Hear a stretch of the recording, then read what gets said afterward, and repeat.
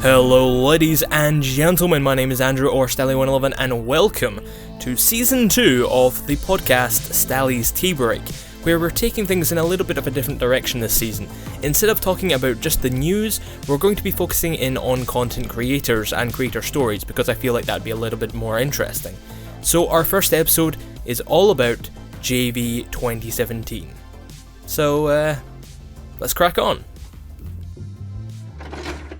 So hi, how are you doing? Hey, I'm doing great. Thanks for having me on. No problem. So we're going to be talking about a little bit about, well, you and YouTube in general. Awesome. I'm changing up the podcast a little bit to be more about content creators, and well, you're the first of the new season, season 2. It's a huge honor. Thank you. Well, first off, to anyone who doesn't know you, you want to explain what you've done over the years, and perhaps your initial growth, your initial claim to fame, Sure. which I'm sure is mostly in Bethesda content, but I'll let you explain. Right. No. Okay. So I'm Jayvee. That's what I go by, but my YouTube channel is Jayvee 2017 Gameplay, and I've been creating content on the internet, mostly on YouTube, for over 9 years now. I started my channel in high school, and I kind of was inspired by the Call of Duty era of gameplay commentary when this thing started really booming. I know that might be disgusting to hear for some people, but the scene's really kind of changed over the years. So I've really bounced between lots of different topics on my channel, but most of it has been gameplay commentary and format. So whether I'm teaching players how to find something in their game or how to do something best, with Fallout, what's a really good build, what kind of news is going on, that's the kind of content that I tend to stick to. And as far as my break, I would definitely say it's with Fallout 4, and kind of hitting the ground running and trying to be sort of a guide along with people who are playing the game, letting them know, hey, this is some really cool stuff you could go and check out right now in your game. Go check it out. But also subscribe to my channel, keep watching, become a part of my community. So that's a pretty good explanation of my story, I'd say. Okay, so that's a wrap. We're just That's it. No more. So well, we will get onto your break in a little bit, but I want to ask you, just with you bringing up Fallout 4, what was your exact thoughts on that when that launched? Because there is, a lot of people in one corner and a lot of people in another, but I'd like to hear what your thoughts are after playing so much of it, because you, like me, played loads and loads of it for YouTube. So Absolutely. Yeah, so my thoughts on Fallout 4, to preface this, I obviously got into the Fallout franchise with the 3D games. So Fallout 3 initially, I played a bit of that, and then New Vegas is really when I fell in love with the ambiance and kind of the feel of a Fallout game. That's what kind of sold it to me overall. I mean, we can have a separate conversation on that, but in terms of Fallout 4 leading into that, the expectations were huge, and I think Bethesda, they were presenting it like it was going to be the best thing since sliced bread. It was at E3. They were like, "This is going to be the biggest RPG ever." And sure, wow, absolutely. That was the framing of it, and I think a lot of that was riding off the coattails of Skyrim because of how wildly successful that was, and so. I think that's how we were going into it. And then coming out of it, I think people realized that they scaled back a lot of what the more hardcore community expects from an RPG to appeal to more of a casual audience. And I think that's shown in the form of the voice protagonist. I think that's a huge shift in the feel of Fallout and how the player kind of interfaces with the game and the universe, and sort of just interacts with the game moment to moment. It's completely different in that respect, and I think this is a hot take maybe, but I think it was maybe for the long-term success of the Fallout series, it might have been the best thing because it brought a lot of Fallout fans into the fold because of its casual appeal, its first-person shooter mechanics, its more streamlined systems. Not saying it was a good thing for the overall quality, but I think it certainly did great things for Bethesda. Oh yeah, it was certainly a moneymaker. Oh, 100%. Loads. Yeah, I mean, I think I remember a stat like 13 million copies in the first 24 hours. Don't quote me on that, but it was something just huge like that. But Jesus, I've got to apologize. I'm just coming off the Oh, cold. no worries, man. But the Jesus, this is supposed to be a podcast. It's a cough cast. Just kidding. A cough cast, indeed. Yeah. Well, it's supposed to be a tea break, and I don't even have a cup of tea, so I should probably. I don't either, man. Frauds. Yeah. Just going back to the voiced protagonist thing, I definitely think that, well, it takes away some of the core role-playing elements massively, because when in New Vegas or even 3, you could have, it's a silent protagonist, but you could have you as, like, you could say it whatever way you wanted to in your head. Right. Like, every line could have its own inflection, whereas the voice protagonist always sounded like, well, dull. Sure. It felt very monotone. Absolutely. It was different shades of the same color, I think is a really good way to describe it. You know, it was, you were kind of stuck in the perspective of whoever wrote those lines and also of the voice actor. Now, the voice actors did a great job, but beyond that, you were kind of stuck in terms of from a role-playing perspective, like you said. Well, yeah, as you said, that they did a great job because there's so many lines. Oh, yeah, there are. That's right. There's not really a need for them. Yeah, it does feel like a weird decision when you look at the game from a role-playing perspective. I mean, we have had great role-playing games like The Witcher, which is fully led by a singular character. That's right. But that's because it's a singular character. You get Geralt of Rivia rather than you get guy or girl. Right. Like you could look you could look whatever you want almost, but you're always going to sound the same. Like I had a playthrough where I was trying to play some badass really rough type, but as soon as you hear the voice actor, I don't want to. I think, is it Rob T. Delaney? That's a name. Something like that. I know that is a name. That is in fact a name.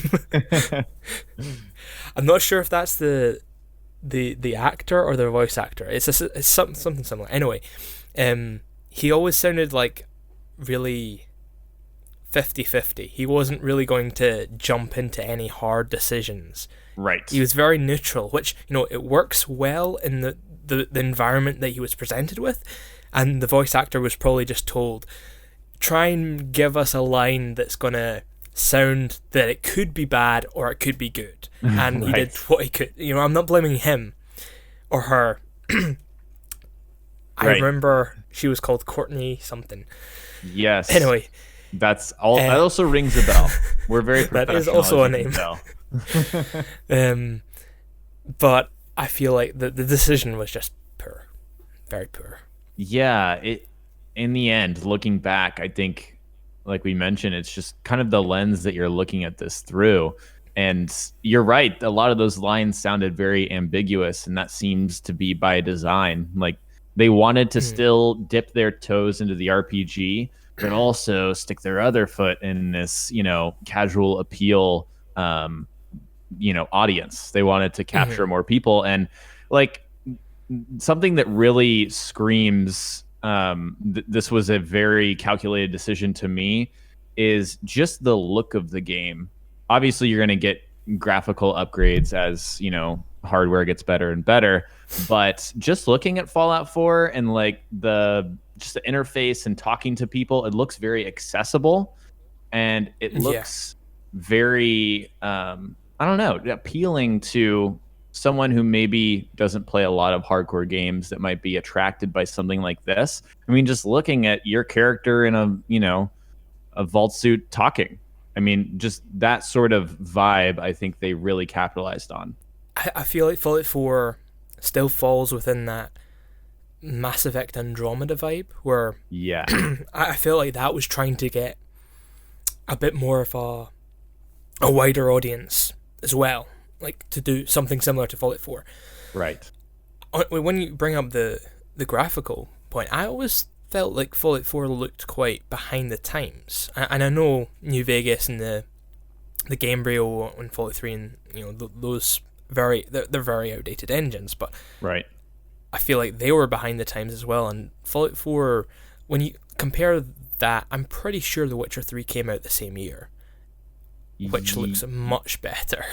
It sure does. It sure does. Yeah. It's interesting. I think it's probably a mix of the tools they were using that kind of limited what they could do. I think the thing that impressed me the most. Sorry, what were you going to say? I was going to say the fact that Bethesda have always been, despite the Creation Club BS, they've always been pretty pro mod, and they've provided tools for that. And I guess that's perhaps been a little bit of a pullback in terms of some other like graphical integrity or gameplay mechanics. I'm not sure. I don't know much about the behind the scenes in that aspect, but right. I appreciate that. Yeah, that could possibly that is be unique. the reason for that. It's certainly unique when you look at the grander scale of this industry. They a lot of companies want to put out a product, and a lot of publishers want to put out a product that that's the final finished product. That is, push it out. That's what people are going to experience. We're not going to give you these extra tools. But Bethesda, certainly being in a unique perspective, they definitely, kitted out Fallout in a way that allowed it to be modded. A lot of the higher ups, like Todd Howard, he came from hacking games and making mods. Right. Like, yeah, that's how he got into the gaming industry, and then helped create the Elder Scrolls. So Right. I think it's more from an Elder Scrolls perspective, because the older games, they were modded to pieces, but it became more mainstream when the games became more mainstream. Like after Morrowind and Oblivion, Right. it just blew up. Absolutely. Yeah, I like that that's an authentic part of their DNA. So I'm sure we'll see that. Fallout 76 is rumored to get mods soon, but I don't know if that's a salvageable situation. Yeah, private servers next week, or I don't know when you're uploading this, but soon. I'm not soon. sure yet. Yeah.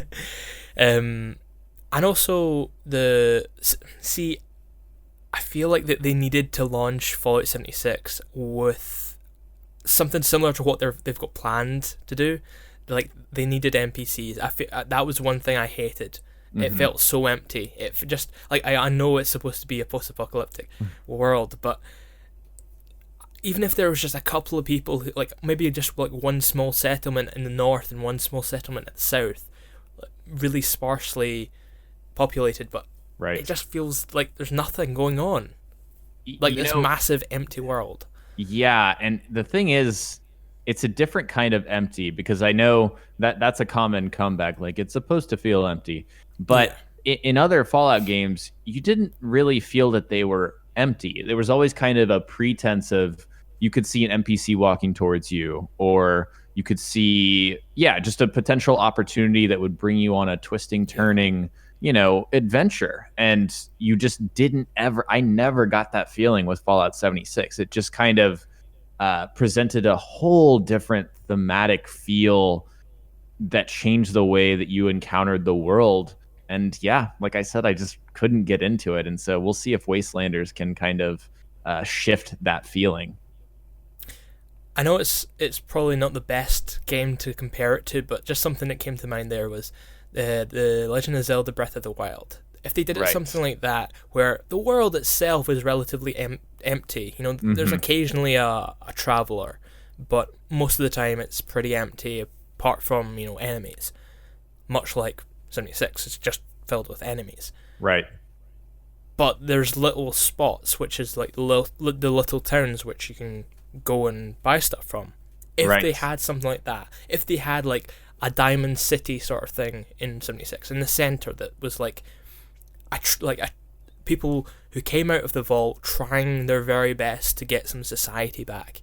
It may be really like crappy, like they've just started sort of thing, and as updates go, it could get bigger and show progress throughout the wasteland. But it just felt like nothing had happened, and Yeah.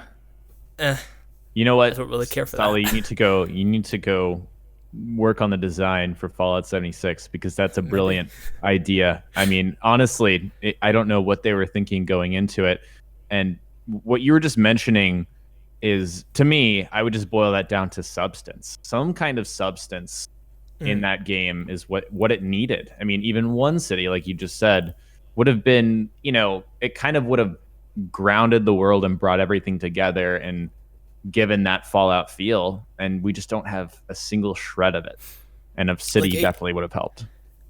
The gameplay at the moment, from what I've played, I've not played loads and loads because it's not a game that I feel like I can jump back into. It's not It's not. as you said, it's lacking content.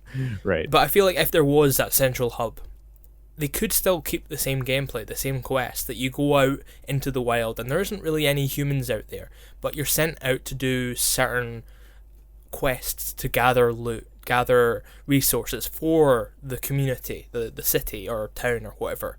Right. Like you've been sent out into the wild, the wastes, and you're perhaps it's sort of reminding me of Attack on Titan, how there's the specific people who go out and attack the Titans. You know, they go out of the walls. Where you're a wastelander who goes out of the walls and you go out and search the wastes for resources, bring it back to the families at the town, and you're the hero sort of thing. And as more and more people come, like the MMO aspect, there's, you know, the population starts to grow and the town starts to grow and there's more heroes per se. You know, Sure, yeah. I feel like that would be even just at a basic level, that would be a lot better. For sure. And I think it really doesn't matter what they do specifically. I think there's a core blueprint for how a Fallout game is supposed to work and feel. And they just avoided it at all costs. It just doesn't feel like a Fallout game, at least to me. Well, one last point I'd like to say is I sort of buy into this theory that Todd Howard and some of the higher ups in the BGS team presented this to the board, whoever was funding them. Right. Said, we're going to get a load of sales, but for Elder Scrolls 6, we need to get more people and we need more money. So if we make this game, get you a bunch of money, can you fund us a little bit more for Elder Scrolls 6, get us more people on our team, and make this the game that I want it to be, from the perspective of Todd Howard. You know, it's all hypothetical, but I sort of buy into that. That sure. It was that sort of decision that was just purely throw it out there. It's using pretty much the same engine. It's not really a heavy amount of content, apart from visual game design or world design, you know, because it's not exactly... They didn't put their main writers on that, let's be honest. No, absolutely not. They made an alright world. You know, there's some aspects that look quite cool, but overall it's a very... It just makes me sad how the Fallout games that they were so high and they've just slowly gone down. Like Fallout 4 isn't bad. No, Fallout 4 not. I'd say is a bad Fallout game, but it's not a bad game. No, not at all. It's Fallout totally worth anyone's 76 time. is a bad, or when it launched was a bad game. I It think could it's become still better. I think it's still a bad game right now, at Um, least. We'll see. But I yeah, will give them props. The battle royale. I've only it was played kind of like fun. yeah, it was probably the most fun I've had in a battle royale. I'm not Yeah, sure if that's just because I've enjoyed it as it's more Fallout, and it felt like, you know, it was weird because I was actually playing against people in an actual online situation. The problem right. with Fallout 76 is it claims to be an MMO. It's not an MMO because it's only 16 players, and it doesn't feel like you've got a bunch of online players No, because the it's the world so feels big. dead. But the battle royale nuclear winter, I believe it's called. You know, it's a smaller zone, so it's a lot more densely packed. It feels active. It feels like something's actually going on, and if they had that in the base game, it might be all right. It might be pretty good. It's a But weird world. It's a weird turn of events when a battle royale mode is something that gets people interested in a Fallout game. yeah, very much so. Uh, but I think we've spent enough time talking Sure, about no, Fallout. I'm sure we could spend a lot more Uh, time too.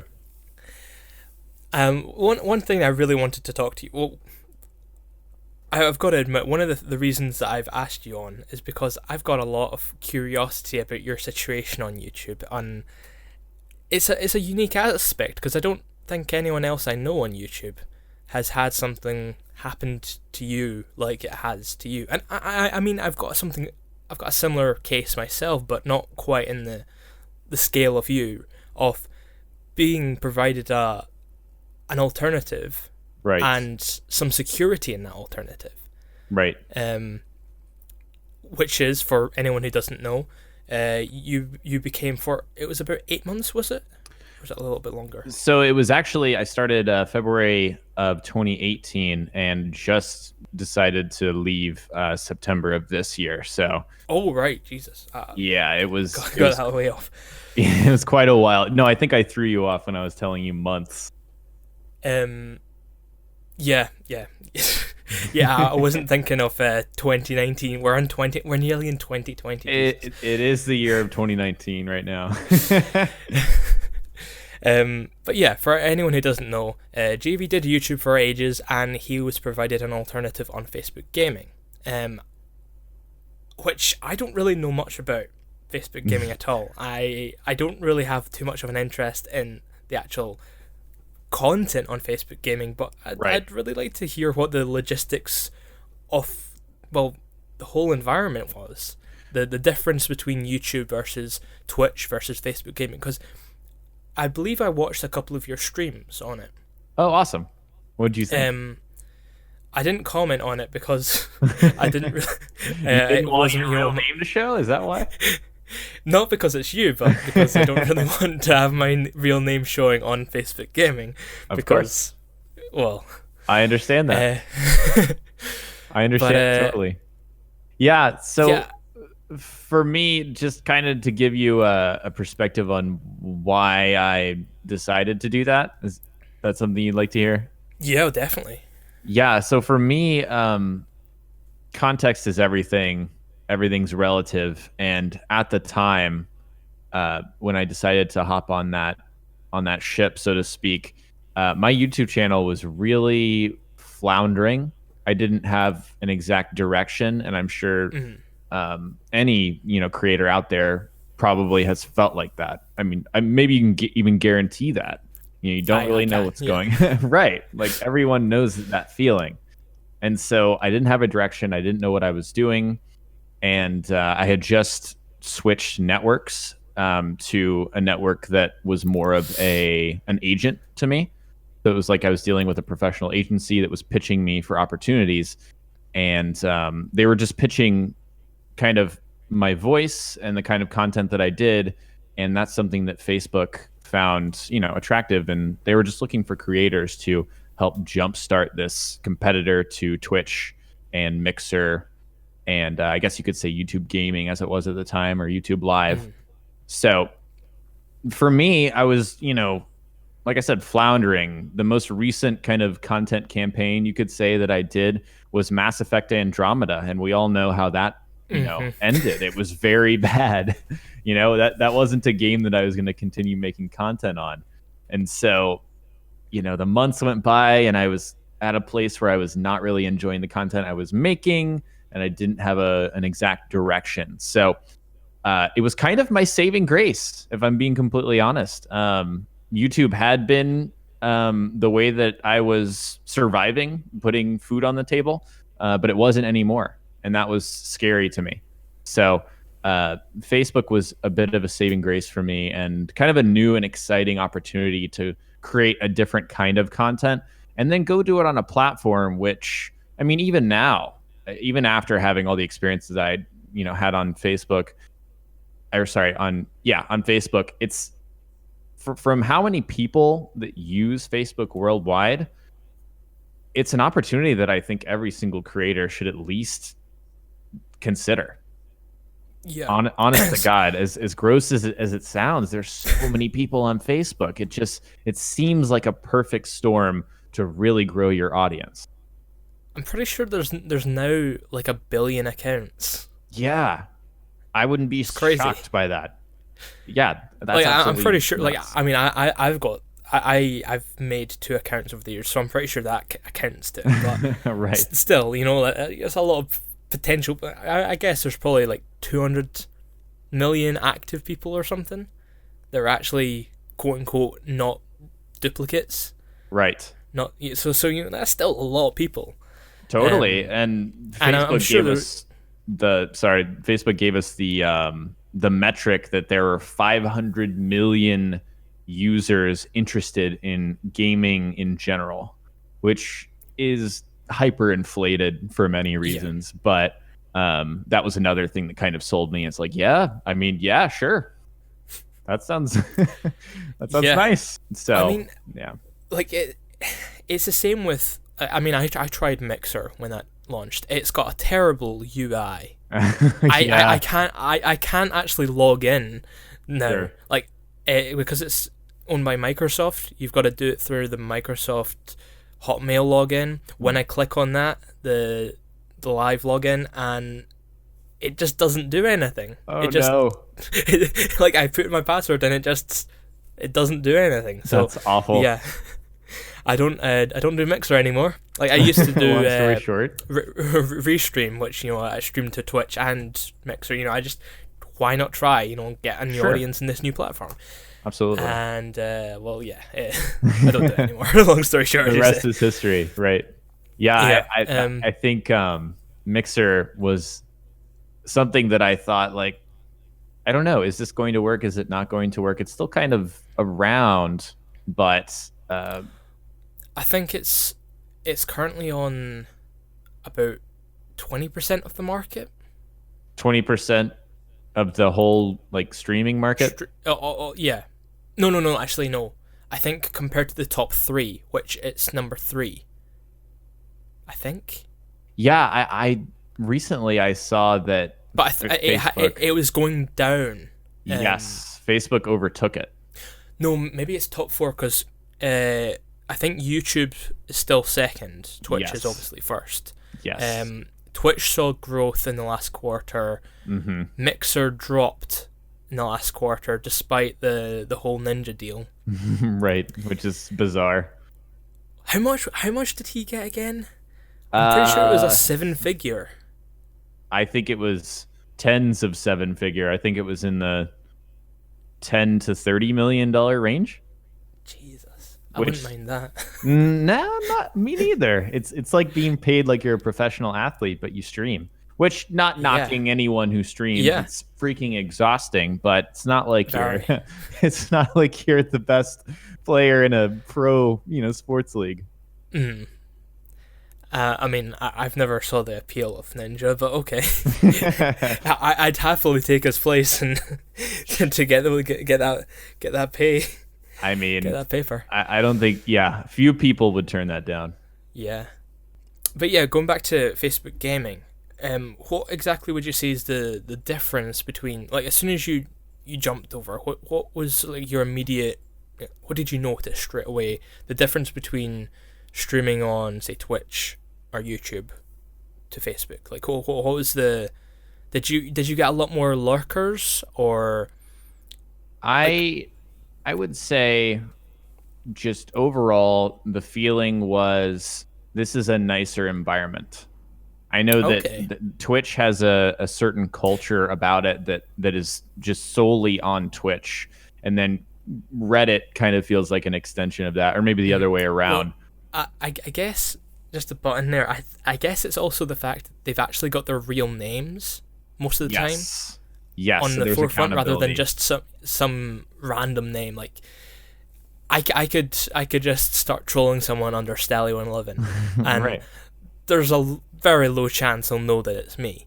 Exactly. Whereas if I put, my actual Facebook, my actual name, picture and all, I'm probably not going to do that because they'll know exactly who it is. Absolutely. Yeah. So I think anonymity is a big thing that impacts the way that communities interact with each other and impacts the way that viewers treat the creators. And I definitely felt that immediately over on Facebook. It was a nicer environment, and it felt more authentic because I was talking to real people.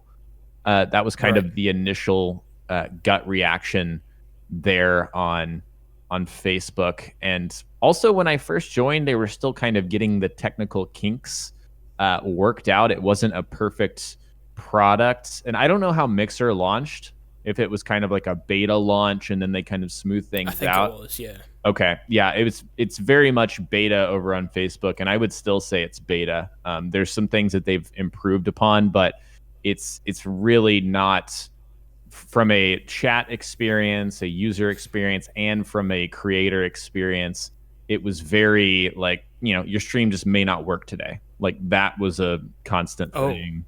Yeah. So they were trying to, not to get into specific technical details, but they're trying to fit a square peg into a round hole from a technical perspective. Yeah. And you ran into a lot of issues as a creator on that platform. I'm really surprised that Mixer and Facebook Gaming, with the amount of money that they've got backing them, they've not sorted out these problems, at least most of the problems, before launch. Sure, I agree. Like, it's very strange. Like, you've got two of, I think, top 10 richest companies, Facebook and Microsoft, and sure, they're not obviously going to put all their billions into Mixer and Facebook Gaming, but like, they're going to be well funded compared to Twitch, which is now well funded. But I've been streaming on Twitch inconsistently, but I've been streaming for about 7 years now, and I've never ever had a problem. Yeah, it blew my mind too. Trust me, from my perspective. And another thing to kind of add in there is that I came on as one of the first 40 creators for the program. So for me, I was kind of coming in as a Twitch partner, to give you an equivalent, and the people listening an equivalent. So I was thinking, I'm gonna have this, great just technical support, and any issue I have, it's just boom, I've got an immediate solution, and I've got a tab and all that. And I really just didn't get that. Yeah, no, it was very strange. It felt like Facebook Gaming was more of a side project, like a pet project, if you will. Right. Where they're let's allocate this many $1 million to go and design this infrastructure and try and retrofit our video product into a live, game streaming product, and let's see how that works. That was kind of the vibe. It might take off, it might not. Who cares? We're billionaires. Well, yeah, absolutely. And from their perspective, why the heck not? But why not invest a little more and really send it, I mean, looking back at a major tangent here, but looking back at some of the investments that Microsoft and Facebook have had, they've invested millions and millions, hundreds of millions, and even billions into some companies that they've just not utilized. Yeah, they shutter projects all the time. And I think that's, as you said, it's a product of these top 10 tech companies. And I think it's a lot of their philosophy too. And you see this with YouTube as well. Google's not Yeah, I always outside of forget that this. YouTube's Google as well. I know. Yeah. But YouTube seems to have their crap Twitch together is their more. Amazon. What the fuck? Yeah. I Absolutely. completely forgot about all that. I mean, Yeah. like Twitch was only Amazon 2 years now. Yeah, not very long. Like, it was fine before. I don't notice any difference apart from the Twitch Prime aspect. Right. And sure that they're rolling out some new updates now, but I've not really noticed any major improvements. I mean, it didn't really need any major improvements. No, I don't think so. Like Yeah. as a streaming platform, I'd happily take the improvements of putting me on the front page, but that's not gonna happen. Well, yeah, I think small things like Prime subs, which was something that was really nice for creators, and I think it invigorated audiences to participate more and become part of creator communities. So I thought that was a smart little move there. But just kind of returning to the overall perspective of these tech companies, they all operate on algorithms. They want to build a system that's driven by algorithms, and that's how they want stuff to run. And it's kind of nice. I think Twitch is more hands-on than any of these other platforms, and I think that's probably because they were there first. Yeah. And I imagine most of the same team that were there before are still there. It's just under new management, like at the very top. right, I'm Whereas, like, Facebook and YouTube gaming are just sort of, as you said, pet projects just thrown in, and if they work, they work. I mean, isn't YouTube gaming no longer a thing? Yeah, they decided to just send that back to regular YouTube. And I think that's a product of the YouTube brand just continuing to grow and grow and grow. And that's where people would consume their content. They weren't going to go to this side sort of product that Google was putting out. It just didn't make sense. And so, yeah, YouTube gaming doesn't exist anymore. It's being phased out or something because they didn't really need it. Is it still... like, I know because I've done premieres, which are technically streams, Right. But like, is there another like YouTube Live now, or is it just? Like... I'm checking right now. I honestly don't think so. I don't see a live tab. They have TV, which is a relatively new product. Yeah. They have music. They have kids.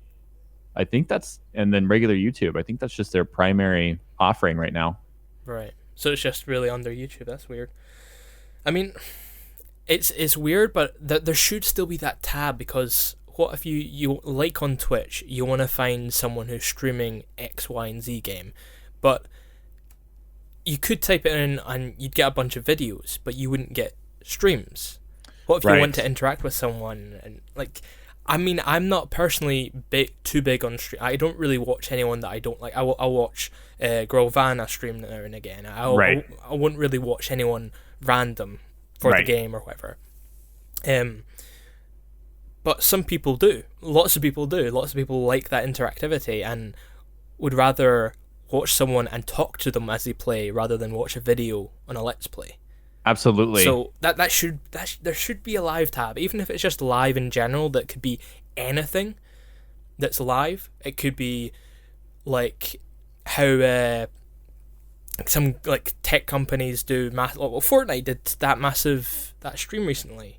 They could have everything. Like, you hit that live tab and you'll get something like the old YouTube gaming one, but it's not just gaming. It's everything that's live. If someone wants to do a IRL stream or just a podcast that's live or something like that, it's going to be there.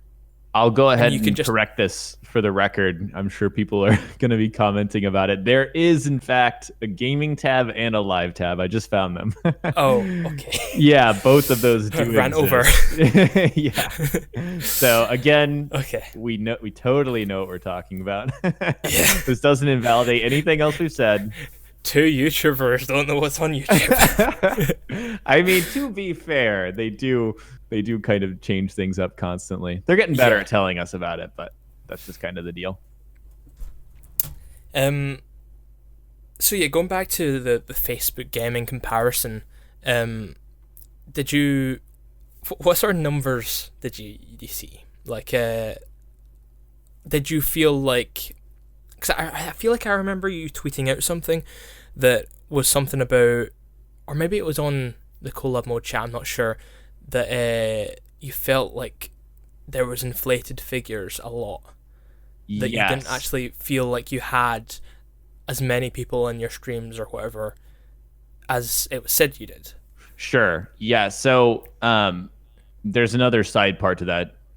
There was a report recently about Facebook getting sued for artificially inflating their numbers. That's probably a separate discussion. But for me, in terms of the numbers that I saw, it was all over the place. In the beginning, when the product was still being built and they were still upgrading it and kind of rolling it out to where they wanted it to be on their, perceived timeline, I would see, like, I remember streaming Shadow of the Colossus HD in February of last year and having over 1,000 people watching, or so I thought. Yeah.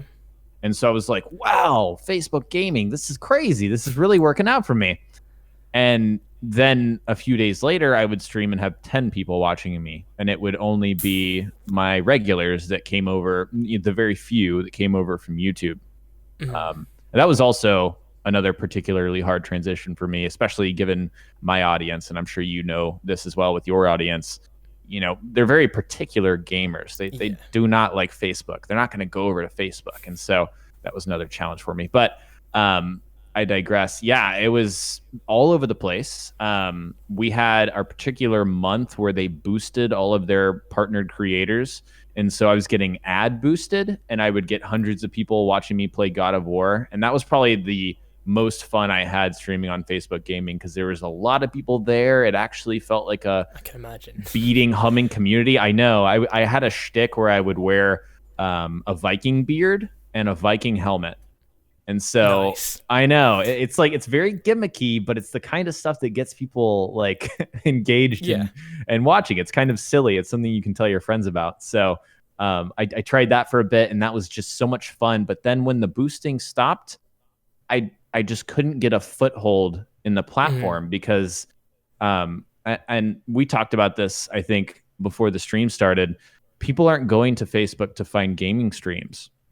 And Facebook is not investing enough money to put Facebook gaming out there as a place to find streams. Like, it's not being advertised, or at least not very well. It's not it's like they're trying to reprogram the behavior of how users, interact on Facebook. I mean, they probably are. Sure. It's Facebook. Yeah, no, they can do that if they want to, but it doesn't seem like they wanted to. I feel like Facebook, for the live streams, they've been most popular with sporting events.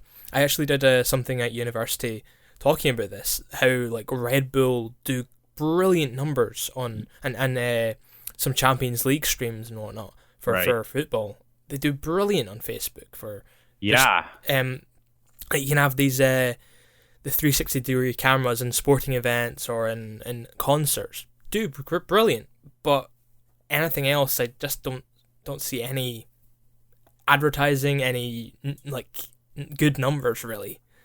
There's no real backing for Facebook gaming in my experience, and some people will disagree, but a big alarming thing for me personally was seeing. Do you know who Stone Mountain 64 is? I don't.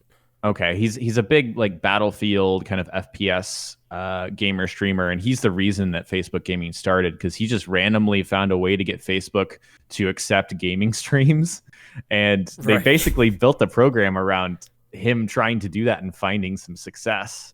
But yeah, so he is the big streamer on the platform. He's got the most viewers consistently and deservingly so.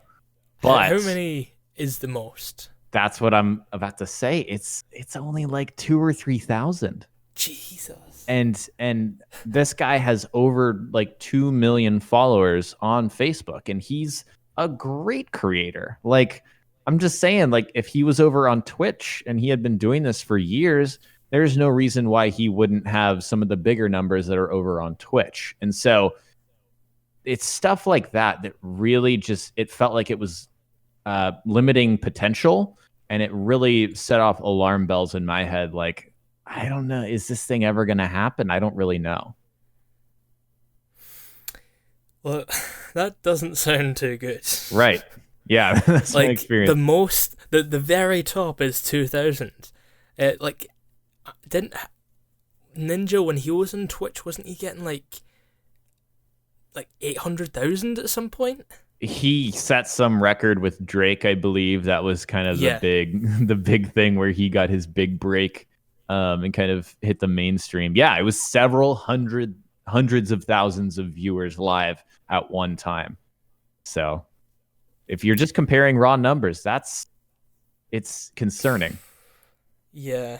I feel like one of the problems, I mean, I've not done anything on Facebook gaming, but one of the problems might be that there is so many people on it that there is an oversaturation of people trying, perhaps. Do you mean streaming gamers? Or just streaming in general? Like, there is, because there's live.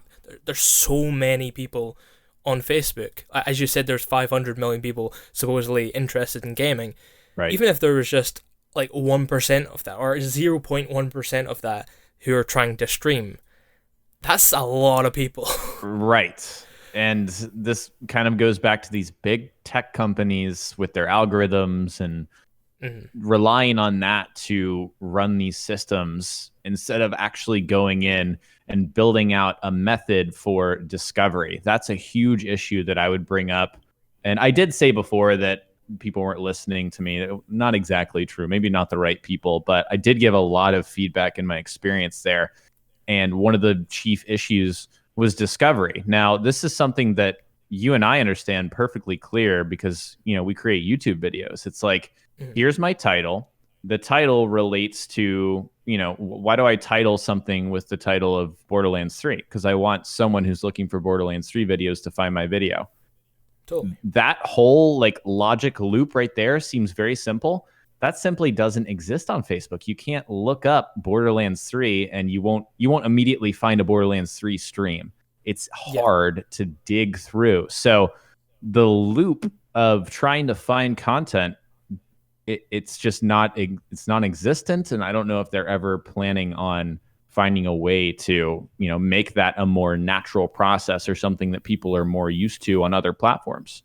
Just something that I just thought of there is there actually a Facebook gaming, not necessarily app, but a subsection?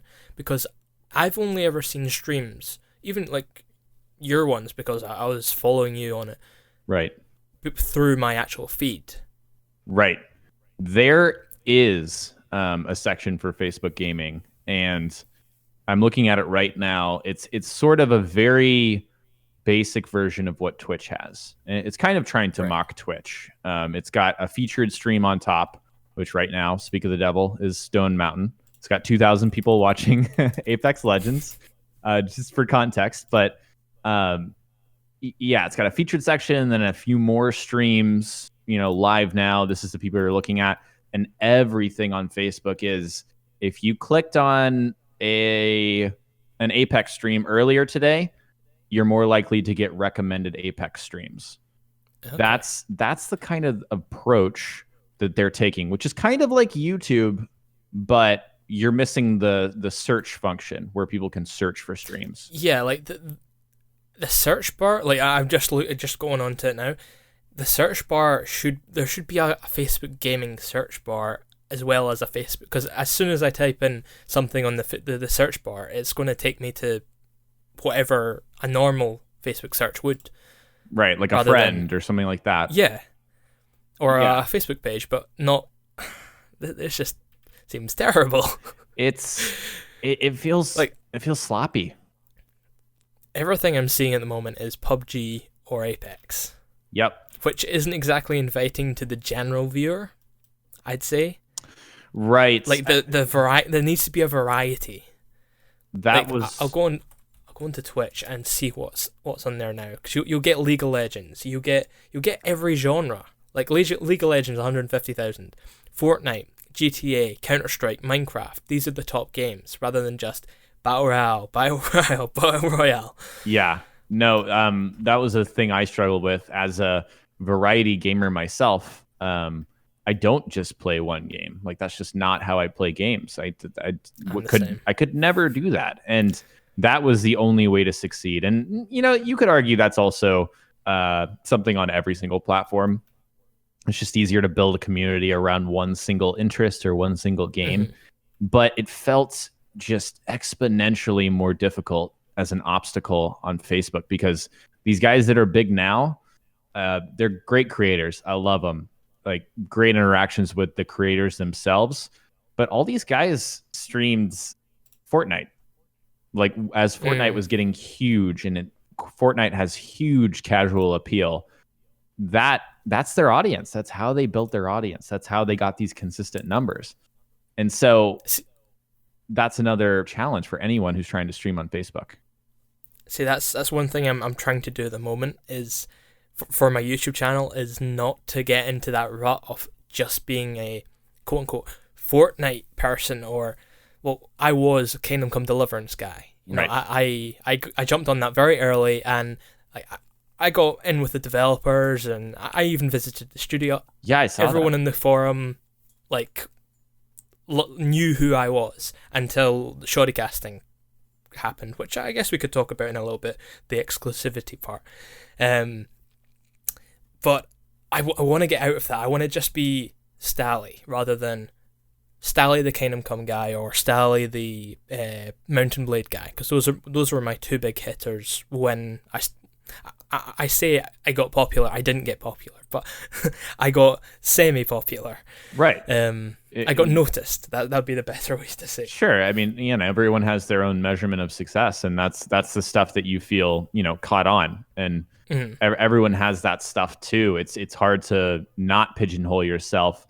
And I think it's on both sides of the coin. It's like the content that you put out, you can't too heavily invest in one thing, or else that's what you're going to be known as. And this is something I struggle with as a creator all the time, because I think personality-driven content it's number one, hard to make consistently. Very hard, especially when you don't have a great personality. Well, I'm in the same boat, man. Seriously, like, I was going through some analytics the other day. I don't know if we're going too far down this rabbit hole, but no, keep on going. My viewership, here we go. My viewership across the board on my channel, 82%, or I think it might be higher, is from non-subscribers. And I had my YouTube manager look at this, and he was just like, I have never seen this level before. And that's because of the content that I make. It's very informational. It's people that are coming for a very specific purpose to get this thing from me. It's almost like we're exchanging goods and services, and then they're leaving. That's exactly the same as me. Yeah. I remember when I joined Shoddycast. Do you remember Austin? Yes, I do. Don't know if you... Yeah. One of the things he said as soon as he saw my channel is, how do you not have more subscribers? Because I've got videos on Bannerlord that I've got my top 4 videos are all about 130,000 views, 140,000 views, all on Bannerlord, and it's just that. It's information. People are coming. A couple of people will stay to get more information, but most of them are just get my information and leave. Yep. Maybe drop a like or a comment and leave. I'm just going to check what my lifetime subscriber to non-subscriber is. It's a fascinating stat. It's so you're going to go to analytics and audience. Jesus Christ. You want to guess? Is it above 90? Yep. Wow. 96.4% not subscribed. And wait, is this your lifetime or just the last? This is my lifetime. That's insane. Okay, I thought mine was crazy. Although this doesn't this is only going back to 2017. Okay. For some reason, data is... Oh, right.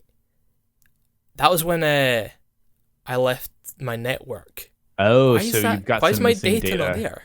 Yeah, like, that might be I started tied to this your channel network. that's weird. Like, I understand where the monetary data goes, the revenue data. Why Right. that went away, because, that they dealt with that. But, like, this is 5 years of views gone. Yeah, I don't know if there's. Yeah, I would try and find a way because like that information's super valuable to you. I mean, the views are still there, but the audience part, the unique viewers, the average view per viewers, and the like watch time isn't there. So that's weird. Yeah, that's weird because I switched networks in 2017 and I still have all that data. Very strange. But it's like I think in our cases we have a few options, and this is how a lot of people project their personality. They show their face, which I think you don't necessarily have to have a personality to show your face. There's a lot of YouTubers that show their face that necessarily don't have huge personalities. It's just that you can connect to that person because you see them. It's a very human thing. Yeah, that's why I started to have a webcam on my Twitch. But I mean, it's not worked out great, but it's a better interactivity. Yeah. Right. And then another thing is, if you report on news, which I don't know if you've done a lot of this over your lifetime, but if you report on news, it kind of pigeonholes you in another way. It's only people are coming for that specific piece of news, and it's only relevant in this, 48-hour window. And it just doesn't encourage people to subscribe. And so these are all challenges that I think our channels face. When I did my news content, when I was quote unquote my level of popular, right? I didn't have the confidence to be on screen, so I was just putting trailer gameplay or stuff like that on screen and me talking, which in a way my voice is maybe not in this podcast the greatest, but my voice is probably my best aspect. No, I mean I'm in the same boat. Like I'm Scottish for once, for one thing. Like people either love me or hate my voice. No, I really like your voice. Thank you. I feel like I can morph my voice. I can control my voice quite well. Right. So I can get that nice radio voice or a nice streamer voice, like just a casual, like chatty voice. Sure, it's a tool that all of us, utilize. But yeah, one thing that I'm really trying to do with my new content, or I'm going to be doing, is sure I'm going to pigeon myself as the media convergence guy, but that means I can literally talk about anything, because anything can be media convergence from a certain perspective. So maybe it's the approach I've found that really matters. And if you're creating content that's compelling to broad audiences, and you were explaining this in more detail before the podcast, if it's stuff that people are genuinely interested in, and that's such a vague thing, right? Like, what does that actually mean? But people love movies, people love entertainment, they love that sort of content. And so, and that reminds me, just to tangent a little bit, something that I was really happy that I did during my Fallout days was I would make builds based on characters in Marvel movies or Superman movie or superhero movies. That's pretty cool. Yeah. And so it's like I tried to sort of make it fit, but not all the time. It wouldn't really make a ton of sense, I'll be honest. But like my Deadpool build came out on, the day that the first Deadpool movie came out. And it was an instant hit just because people are searching for it. And it's something that people are actively interested in. So I think it's really smart to tie those things together. I mean, I sort of tried that, but not necessarily with things launching, but popular things. Like when Kingdom Come Deliverance became really popular, there Right. wasn't any news for like a week or two. So I was like, what am I gonna do? I found this Minecraft Kingdom Come Deliverance fan made map. So I was like, I'm gonna make a Minecraft video. I've not done that in years. That's awesome. And also like I did a couple of speculation videos. One of them was what Easter eggs I'd like to see, like what references to other medieval fiction, Right. like certain Lord of the Rings things or something like that that'd be cool to see and explain. So that it's just stuff that I would like, and they did all right. You know, they got a few thousand views. Sure, they didn't explode, but for off weeks, it sometimes really works. Absolutely. Something that I have undervalued in the course of my creating content is tentpole opportunities, which is a very like industry, term way of describing it. But like people that are making Halloween or like spooky videos right now, for instance, it's a great opportunity, and it's something I'd recommend to literally anyone who makes content. It's like make a Scary Moments video or make something like that, because that's stuff that people are into, and it's gonna continue to hit, for years because it comes around every year. I mean, there's a reason that, like, usually your horror films come out in October. Absolutely. People go back to watch horror films because it's spooky, Spooktober. Right. It's it's the season for it.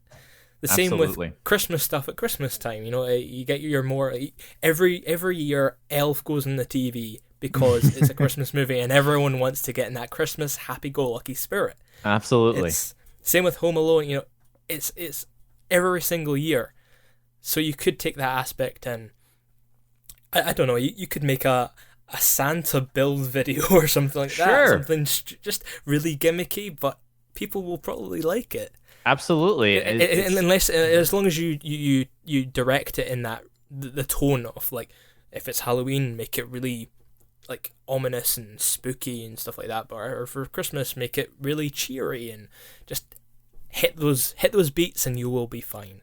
Absolutely. It's a really good strategy, and it's something that the big YouTubers do, and it's something that I think every single creator could learn, from them on. Mm-hmm. So something that I sort of mentioned earlier on was the exclusivity part. Right. You became exclusive. This is a horrible segue. No worries. We got to get there somehow.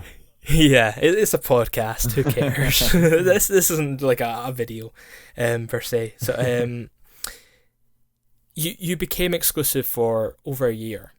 How was the exclusivity deal sort of? How did that come around per se? Like how did it? What are the exclusive details, basically? Like, Sure. did you have to did you have to hit quotas, or like did they say you're not allowed to do anything on your channel elsewhere at all? Like, was it 100% exclusive, or is it? I'll let you explain. Sure, absolutely. So for me, when it started out, I was offered exclusive or non-exclusive. And sort of building off what I mentioned earlier in the podcast, I was at a very low for my YouTube channel. And I was like, you know what? Let's just full send it. Let's do this. And so I took the full exclusive. And what that meant was only live content had to be completely exclusive. And for me, I wasn't necessarily giving up a lot to do that, because I didn't have a live streaming presence, on Twitch or YouTube at the time. I wasn't streaming. So for me, it's not like I was giving up an audience on another platform to do that. So I was like, heck yeah, I'll do that, and there was double the compensation for that. So, I mean, that was another, Why not? Yeah, another factor. Like, well, why not? For me there, I was free to do whatever VOD content I wanted to on other platforms, as long as it didn't also appear on Facebook. So it had to be exclusive there too. So that was a factor there. And then in terms of like quotas, we actually had a very lax quota in terms of time you had to spend. I don't know if I'm able to necessarily give you the exact number of hours per month, but yeah, we were saying, you need to hit this many hours per month. That's your quota. As long as you're meeting that, we're in good standing with you as a creator on the platform. So it was kind of that sort of relationship, and it wasn't anything backbreaking at all for the first year. That's actually not too bad. See, I remember looking at your channel because I thought it was a more hands-on exclusivity deal that you couldn't do anything at all, but you still uploaded occasionally on YouTube, because I did see that you'd done a few Fallout videos here and there. But yes, it felt like you'd toned it back a fair bit. Absolutely. Did it really affect your time that you were able to do YouTube, or? Absolutely. I pretty much just said, YouTube, we're going on a hiatus because I've got this opportunity over here. And in the beginning, I was really poised, like in my own mind, like I want to be a face of Facebook gaming, which in hindsight sounds ridiculous, but that's, where my heart was set. And I was, yeah, you had that opportunity. Why not try? Absolutely. Yeah. It's like, put everything into this, put your blood, sweat, and tears. So I kind of put YouTube on the back burner for the moment. Like, we'll come back to this if we want to or need to in the future. So it did affect my ability to create, but it was more of my own, decision. Like, I wanted to focus on Facebook primarily, but I did come back in several different instances to create content on YouTube. And that was a product of me being frustrated with Facebook and that really not going anywhere. Right. So I came back and I was actually doing a bunch of analytics stuff the other day. I made 101 Fallout 76 videos, which I'm kind of shocked by. I didn't think I went that hard on Fallout 76, but I did. Yeah, I remember you tweeted recently that you were surprised at how well the Fallout 76 content did. I was shocked. And I think that was a number of, factors influencing that. But yeah, I made a lot of that content. I mean, it is a sort of service game. So I guess, like, when there's a new update, people will go back and search for certain content. So same with the likes of Destiny 2 and all that jazz. Sure, absolutely. I think it will, like, be quite evergreen. So yeah, I'd suggest going back to it, perhaps. Well, so the funny thing is, if I look at the last 90 days, it's done terribly. So right. it like did well at the time, and I think I capitalized on a lot of the excitement around the Fallout 4 community going into 76. Like, this is going to be an interesting new experience. What if we like it? What if we don't like it? There was, I'm sure there was a lot of controversy there. So I'm sure I capitalized on that. But funny you mention it. Fallout 4 videos have done better than Fallout 76 videos in the last 90 days. I guess you're going back to Fallout 4. That's yes. That's why I'm here. I'm here to announce my return to Fallout 4. No, I'm kidding. So I was under the impression it was a slightly different exclusivity deal. Because I had an exclusivity deal with, well, it wasn't necessarily a deal per se. Right. When I joined Shoddycast, it was more the fact that I got to join Shoddycast, but I wasn't really allowed to do my own content on Stalli 111, right. Which really frustrated me. Because, well, the content that I had done was starting to get, I was at the biggest, I've not really grown since that point. Right. I was at the biggest that I was, and I was starting to get some real headway with Kingdom Come Deliverance content and Mount & Blade content.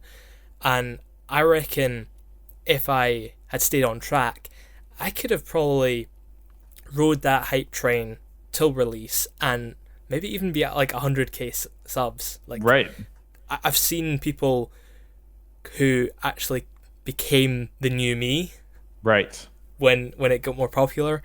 And I think the only reason that I had like higher props because I jumped in on the ground floor when it was still a Kickstarter, and I put in the time, but then I couldn't pass up Shoddycast because they were sitting at like 400,000 subscribers. I was sitting at 6, Right. or 7 or something like that, and it's a massive jump. The reason I did YouTube was because I want to just entertain in whatever way I can, Right. as large an audience as possible.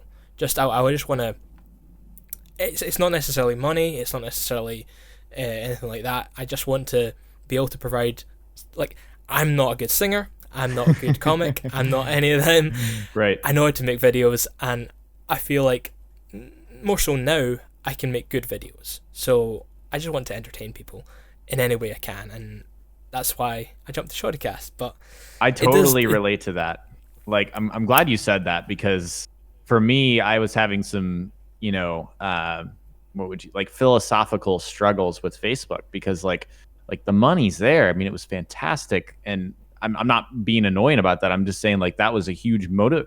It wasn't a huge motivator. It was a huge factor there, but it wasn't fulfilling because I wasn't getting an audience.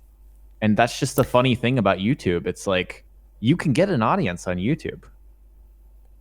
See, I've got something similar. Like, I wasn't being, I was being paid by Shortycast for doing my videos. It wasn't like crazy amounts or anything like that, but it allowed me to do YouTube as a job. Right. But as you said, in a similar situation, I wasn't getting an audience for me. I was getting someone else an audience. Right. It was contract work. Yeah. And sure, I got maybe 100 subscribers from people like knowing, oh, it's Shortycast Andrew. Right. But that's about it. Yeah. And that's a tough spot. Look where I am now. Right. For the past 3 years, two and a half years, I think, since Shortycast, quote unquote, passed away. Right. I've not really done much on YouTube because I've not had any drive, because it's like, well, every time I've gone back to it, it's not really done any like, I was getting instantly 1,000 viewers every single time within the first couple of hours of my, like, I had 1,000 dedicated people came in and watched, guaranteed. My Kingdom Come Deliverance videos got 1,000 views. Right. But when I started to upload again, and I did the story of Kingdom Come Deliverance, which actually took me ages because I was gathering clips. I basically replayed the entire game again, which was another like 60 hours to get the screenshots for it, because I was getting screenshots and I was turning it into art. And I really liked the video, but it's only sitting at like 200 views. Right. And I spent a lot of time on that video, and well, videos that I've done, I've spent maybe an hour or two on, have got 100,000 views. Right. It's that level of motivation, which is, it's just tough. And you're never, I mean, you painted a perfect picture there. You never know. I mean, I guess as you make more content, you kind of get an idea of how a video is going to perform. But I also have moments where I stand back and I'm like, but why? Why did that one take off and I spent, like you said, 2 hours on it, versus this thing that was like a 20 to 40 hour effort? You just never know. And it's like, you've got to maintain some sort of middle ground on your content and make the things that, take a ton of time, make some things that you can just put out that have good timing. I feel like it's all a balancing act. Yeah, with the content I'm doing at the moment, I'm just making content when I can, because I've got work. Right. I'm trying to get it to be a hobby again, because when I joined Shortycast, it was great the first few months. I absolutely loved making Hidden History, because I got to learn a few things about games, and also, I was making something that was consistent. Right. But it was also different. Like, every video was on a new game or something like that. But when I made my own show, The Tech, I don't know if you watched it. Yes, no, I did. But I was told that I had to do Fallout or Elder Scrolls. Like, I was doing a few, like, I did BioShock, I did Deus Ex, and I really liked those videos because I got to be diverse. Right. But when, I think it was January of 2017, I was told I can only do Fallout and Elder Scrolls content. Right. because we're trying to get, like, some of the videos weren't doing quite as well as the one, like, I'd done a Fallout the tech that did really well. Like, I did one on Power Armor that did like 500,000. Yeah, I'm looking at it right now. It's 602,000 views. That's awesome. Jesus. Yeah. And a Deus Ex one that only did like 200. So they wanted more Fallout and Elder Scrolls content, but there's only so much you can do, because I'd bet that for the tech, I can't really do anything else. I did one on Elder Scrolls about real life magic, quote unquote. Yes. And that's like almost it. You can maybe do something on Dwemer, but that's like, there's not really much there because it's not really futuristic or quote unquote unrealistic. Right. Whereas Fallout, you could, but I didn't want to, like, that'd just be doing the same shit every single week. Right. You wanted, variety. Yeah. And I just gave up. It just got to me. Like, I did one on the Pip-Boy. I tried to be a bit more. I tried to create new content as a new show.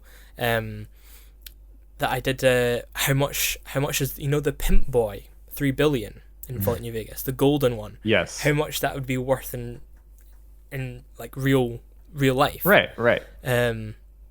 Really fun video to do, but they didn't like it. Right. Yeah, So, that's tough. It's just a different kind of working relationship. I can imagine. Yeah, that would be hard for me to do. I mean, I've since re-uploaded it onto my second channel as a Patreon bonus to anyone who joins my Patreon. Right. So plug there. But yeah, that's my sort of exclusivity problem. Sure. Yeah, it's tough when you don't have complete autonomy, and it's also tough when you feel like you can't, succeed unless you do something specific. Mm-hmm. I think that's another issue. It's kind of like a self-imposed exclusivity, if you will. And then, I've found myself in with Fallout before, but it's an interesting conversation. Well, I think we've been talking for quite some time. We sure have. It's been a great conversation, though. Yeah. It was great to get some more insight on the whole Facebook gaming aspect. So, one last thing though. Sure. Before we go, as someone who's experienced Facebook gaming, you've done Twitch, right?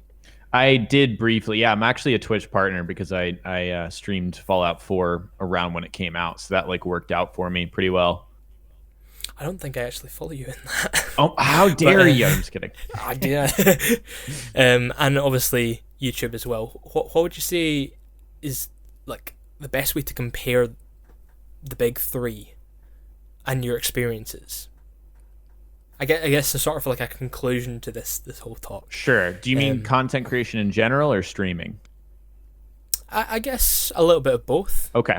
Because you've done more content creation on YouTube rather than streaming. Right. So for me, I would say that just comparing the experiences, YouTube has always felt like a place where I know how to succeed. And I can set out a blueprint, a plan for a video and put it out, and I pretty much know how it's going to turn out.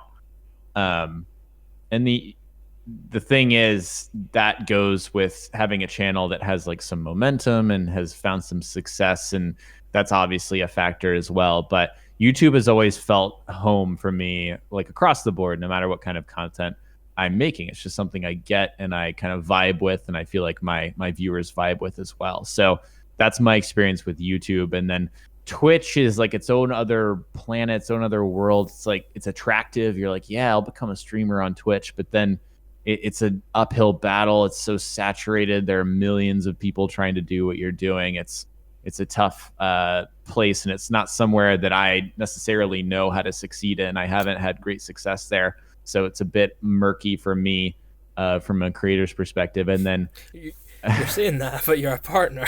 Well, it worked out for me in a very small amount of time. I feel like I was super lucky to be. And it's I don't even know if they know that I'm a partner anymore. They're so big. I feel like I'm flying under the radar there. I mean, I know someone who I think it was 76.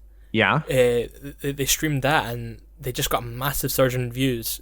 Became a partner, but then all of a sudden they're sitting at like 20 viewers on average now. Yeah. Which is way under the. What's the actual? I think it's like 80 or something you need to be concurrently. I don't know what it is or what it was. For me, I think I might get this wrong, but I think I was restreaming.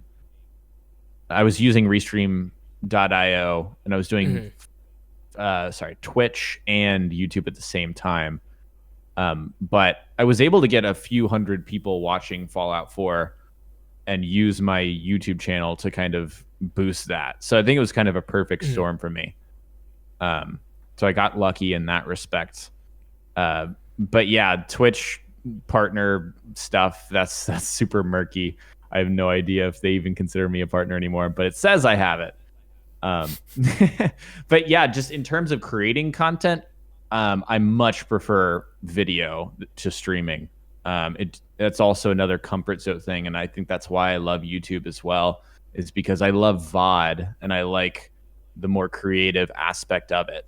I think streams can be creative, but I feel limited because I find it really draining to stream. See, I really do prefer videos, but part of me just likes the appeal of just playing a game. And when the stream, when the chat, as you were saying earlier with your God of War streams, when the chat is active and it feels really like a community coming together, it is such a rush. Yeah. Like, it's so great. Absolutely. But when the chat is empty, it's so depressing. Seriously, it's like you're just talking to nothing, and it feels horrible and so stressful. Like just trying to get just a couple of guys, just come on, talk to me. Yeah, no, it's like you're at a big music festival and you see a stage over to the right, and there's like 1,000 people watching that person, and they're just cheering them on, and it's a great time. And then you're over on your own stage by yourself, and no one's there, and you're just like, yep. I'm still here. There's just one person that's in the crowd, well, in the spot where the crowd would be, but they're on their phone. Exactly. That is a perfect description. Yeah, it's tough. The highs are so high and it's fantastic, but the lows are so low. And I think that VOD on YouTube is kind of that happy medium for me. And then Facebook, man, I don't know. If I were to start streaming again, I just don't think I'd consider Facebook because it was such a roller coaster. I'm not super confident in that media or in that site in terms of delivering gaming streams and that kind of content. Yeah. From the sounds of it, I don't think it's going to last. I feel like it's going to probably taper out and maybe just get brushed under the fridge. Yeah, I think it might still have some staying power internationally. I think if it were to do what we're describing and kind of sputter out, I think they might keep a few creators on board and kind of buff them and kind of give them the spotlight, kind of like they already have been doing. But I think from a larger perspective, yeah, I don't think it's ever going to compete with the likes of Twitch or Mixer. Even though it's gotten some growth, like Mixer, they seem to have their stuff together more than Facebook. So that's just it's more of a pet project for, like, sure, it's Microsoft versus Facebook, but it's integrated within Facebook rather than Mixer is its own thing. Yeah. So it's, it is a streaming platform, whereas Facebook's like, we're a social network, but we've also got this streaming thing. Yeah. I guess sort of like Twitter and Periscope. Sure. Yeah, that's a good comp. Which where's that now? Yeah, no, I think like some local news channels probably use Periscope. Like it's pretty dead. Do you know what's happening with IGTV? I mean, I don't really use Instagram too much, but I feel like that's something similar. So they actually launched that while I was under contract with Facebook, and they were like, hey, this is not what you're contracted to do, but we just launched IGTV. Go check it out. I've heard nothing about it. And maybe that's just like my sphere of what I care about has nothing to do with Instagram and Instagram TV. I'm not sure how that's really doing, but I know it's something that Facebook themselves were trying to push at some point. Like, I've used Instagram occasionally, but it just, like, it feels really tacked on. Yeah. Like a lot of Facebook products. Yeah. But yeah. Well, thank you very much, Jayvee, for coming on to season 2 as the first guest of season 2. Absolutely. I'm so happy to join you. And we'll have to stay in touch and do some more chats. But of course, thank you very much for joining me. And for everyone who's stayed this long, thank you very much for listening or watching or whatever. Make sure to subscribe to Jayvee and also me, of course, if you're not already. And you will probably see a lot more awesome content from Jayvee and I in the coming months. Absolutely. You want to plug anything that you've got planned? Nothing specific right now. It's kind of in the planning phases.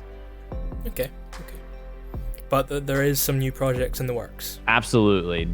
A video or 2 a week. Well, keep an eye on his channel. And thank you very much for watching. My name is Andrew or Stalli 111, and I'll see you on the next one. Bye-bye.